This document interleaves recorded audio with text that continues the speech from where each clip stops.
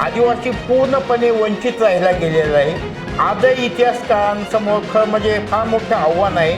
छत्रपती शिवाजी महाराजांनी जे स्वराज्य स्थापन केलं त्यावेळेस यांची खूप मदत झाली असणार आहे. नक्कीच. पण यांच्याविषयीची काही अशी ऐकीव माहिती येत नाही की अमुक अमुक आदिवासी यांनी ह्या महाराजांच्या खूप महत्वाचा मावळा होता किंवा असे काही प्रकार आम्हाला कधी कानावर आले नाही. शिवाजी महाराजांनी साम्राज्य उभं केलं ते प्रामुख्याने चारही विभागात, म्हणजे जसं मी सह्याद्री म्हटलं, सातपुडा म्हटला किंवा गोंडवाना, इथं जे गड किल्ले होते या गड किल्ल्यांचे रक्षकदार किंवा त्यांच्या वाटा सगळं माहिती असणं हे सगळे आदिवासी जमातीच होत्या. बर.